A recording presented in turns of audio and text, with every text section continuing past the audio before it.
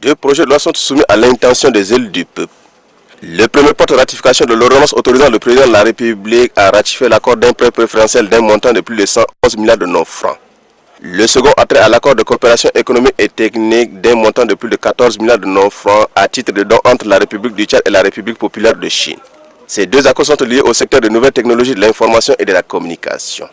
Il s'agit à travers ces deux accords de prêt de doter le Tchad d'un centre national de données, de réaliser le réseau en fibre optique et de moderniser le groupe Sotel Tchad. En procédant à l'examen de ces deux instruments juridiques, les élus du peuple ont particulièrement mis l'accent sur la gestion de ces deux projets. Les dispositions prises par le gouvernement afin de permettre à la population d'en tirer profit. La Sotel fait le surplace. La Sotel, si on prend Tigo et RTL, il y a une vraie concurrence.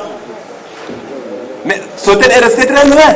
Tous ces prêts actuels, quelles sont les dispositions qui sont prises pour faire en sorte que la grande partie de ce sous entre réellement dans le développement du pays?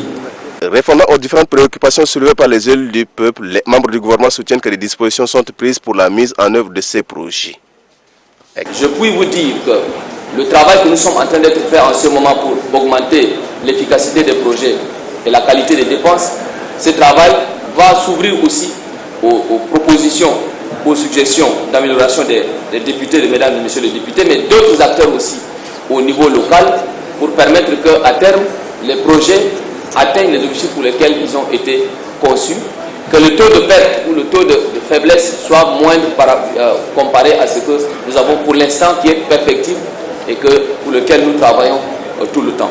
S'agissant de la relance du groupe Sotel Tchad, le ministre des Postes et des Nouvelles Technologies de l'Information et de la Communication envisage de restructurer la dite société afin de maîtriser la masse salariale en réduisant les charges. Nous sommes en train de travailler, mais nous sommes à la phase finale de la restructuration. Et après restructuration, nous allons passer à la phase de redynamisation. Et dans cette phase de redynamisation, nous pensons qu'il faut ouvrir le capital de la Sotel, parce que la Sotel, depuis lors, si cette structure n'a pas donné de résultats réels, si cette structure n'a pas versé les dividendes à l'État, si cette structure, jusqu'à aujourd'hui, on parle comment payer les masses salariales qui ne font que se gonfler, ça nous pose des questions et on doit revoir notre méthodologie d'investissement et notre méthodologie de gouvernance de cette structure-là. Et est-ce que cette structure mérite de rester à 100% à l'État ou l'État doit garder l'immunité de blocage, chercher à faire comme les autres pays? C'est après examen de ces deux projets de loi que l'Assemblée nationale donne quitus au président de la République. Le gouvernement a désormais des outils nécessaires pour la mise en œuvre de ces deux projets. Et l'Assemblée nationale doit veiller sur la bonne gouvernance.